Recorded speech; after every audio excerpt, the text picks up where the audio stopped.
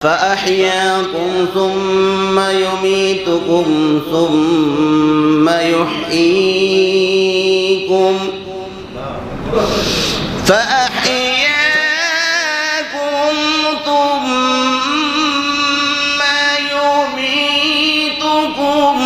ثم يحييكم ثم إليه ترجعون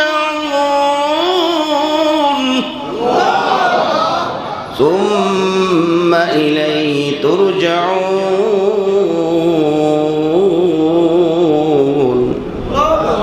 ওরে আল্লাহর গোলাম আল্লাহ জানে যে বান্দা তুমি কেন আমার সাথে নাফরমানি করো তোর হাত সুন্দর করে বানাইলাম পা কত সুন্দর করে বানাইলাম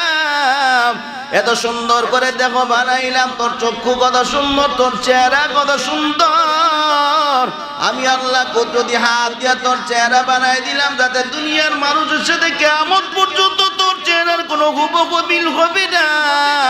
আমি আল্লাহ তোর জন্য নিয়ামত এক পথ দরকার হাজার হাজার নিয়ামত তোরে দিলাম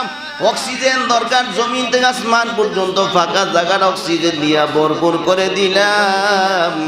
এত নিয়ামত পাওয়ার পরে কেমনে তুই আমার সাথে নাফরমানি করস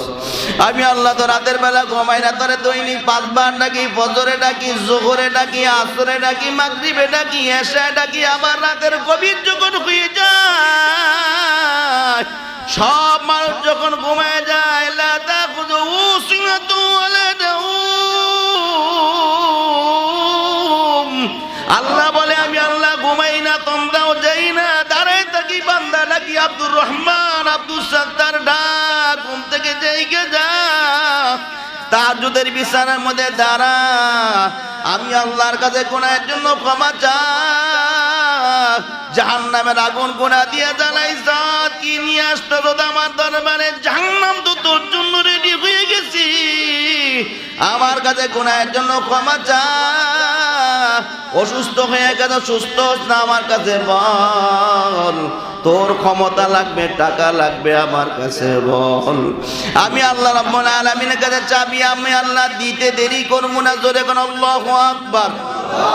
বুখারী শরীফে আছে এইভাবে আল্লাহ রাব্বুল আলামিন ফজর পর্যন্ত ডাকতে থাকে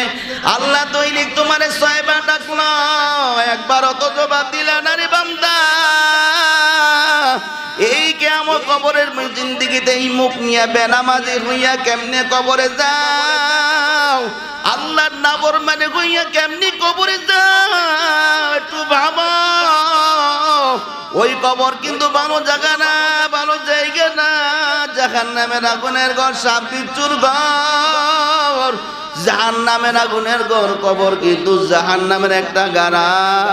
এই জন্য কবরে যাওয়ার আগে দুনিয়ার জমি থেকে যাওয়ার আগে আল্লাহর সন্তুষ্টি অর্জন করে কবরে যাও ঠিক কিনা ধরে কর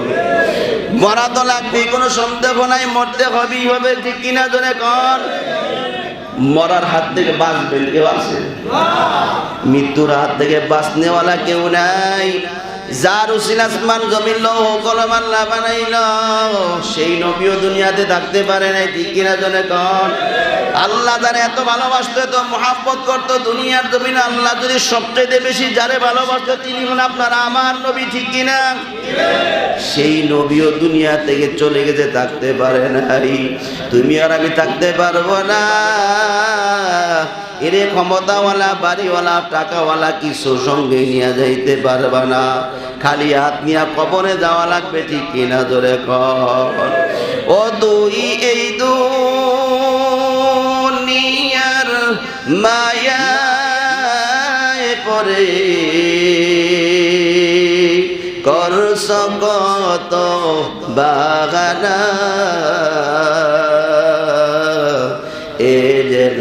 তোরা আসল বাড়ি কবর যে তোরা আসল ঠিকানা এ যেন তোরা আসল বাড়ি কবর যে তোরা আসল ঠিকানা কবর পথের জাতির তুমি একই পথের প্রতীক আমি, তুমি আমি কেউ রব না, তুমি আমি কেউ রব না, দিতে হবে রওয়ানা। এ যেন তোরা আসল বাড়ি, কবর যে তোরা আসল ঠিকানা। ঠিক কিনা জোরে কর। ওরে আল্লাহর গোলাম কোন দিকে রওনা করছো? মরা তো লাগবেই, মরতে হবেই হবে। আল্লাহ জানাই দিন, ইয়া আইয়ুহাল্লাযীনা আমানু তাকুল্লাহ,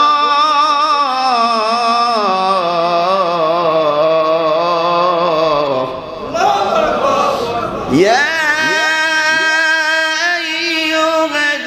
আইয়ুহাল্লাযীনা